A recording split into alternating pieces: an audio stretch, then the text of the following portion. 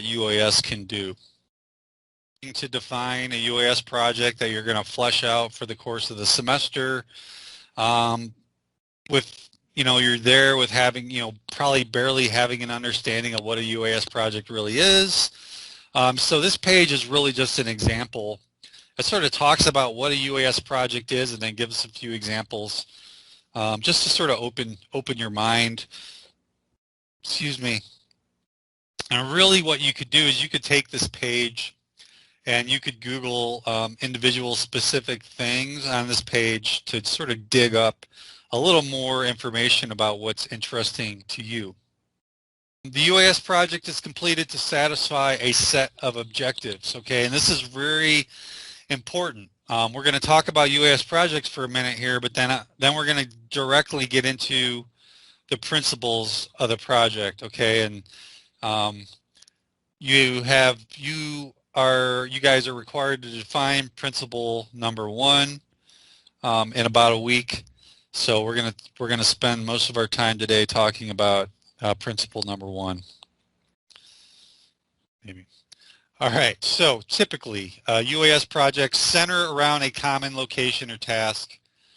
I'll name off these 3 bullets and then I'll go back and I'm going to talk about the examples of each, all right? So centered around a common location or task can be part of a larger organization or mission goals and often repeated over time, right? And so these bullets get at sort of some of the things I introduced in that first slide. But a project may be, so around a common location or task, okay? So a project may be UAS operations to support volcano monitoring, right? So in that case, the UAS project is around a task, all right? So there's lots we can do to monitor volcanoes. There's lots of different things we can integrate UAS into monitoring those things. So that's sort of an overall task-based UAS project, where you can also have UAS operations on the Hawaiian Islands, okay? Where that's a more location-based project, where if we were setting up operations to support volcano monitoring, our specific objectives might be, number 1, to collect gas samples to understand SO2 concentrations. Objective number 2, to create 3-dimensional maps so that we can track how the lava lakes grow over time. Right, so those are the specific objectives for operations of supporting volcano monitoring. But if our UAS mission was just to support operations on the Hawaiian Islands, we might have objectives such as like monitoring marine life along the coast, other things that are outside our objectives of just participating in the volcano.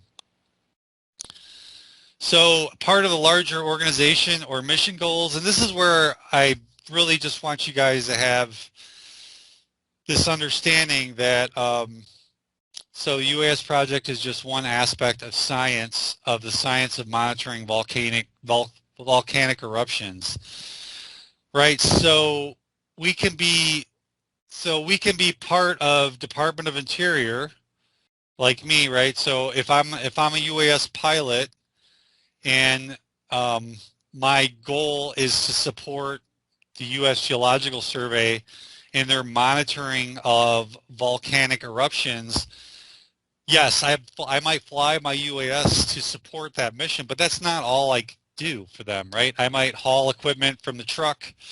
I'm a GIS person. I might support them with making maps.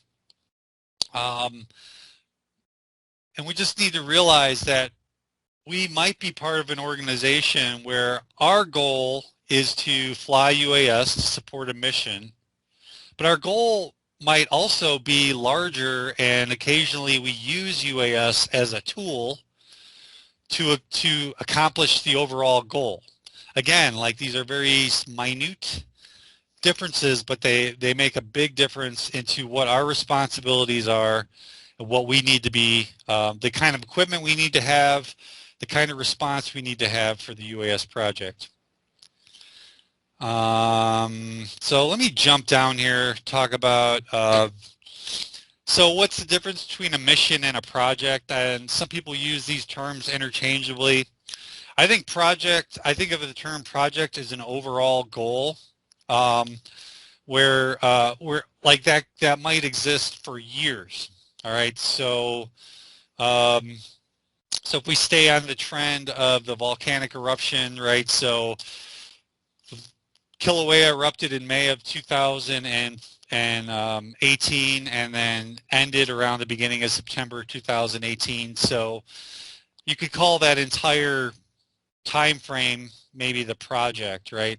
Where the missions maybe could be, well, it's like, well, I did 2 tours of duty there that were 3 weeks long. Maybe those were missions, or maybe you could even break it up and say, well, all the gas sampling we did, every time we flew into a fissure and the gas with around a fissure, maybe that was a mission specifically, but it's not really a big deal. But this is a term. These are terms that when you guys are in conversations with other UAS professionals, you'll hear these terms thrown around. And I wanted you guys to have a little bit of an idea um, of how they exist.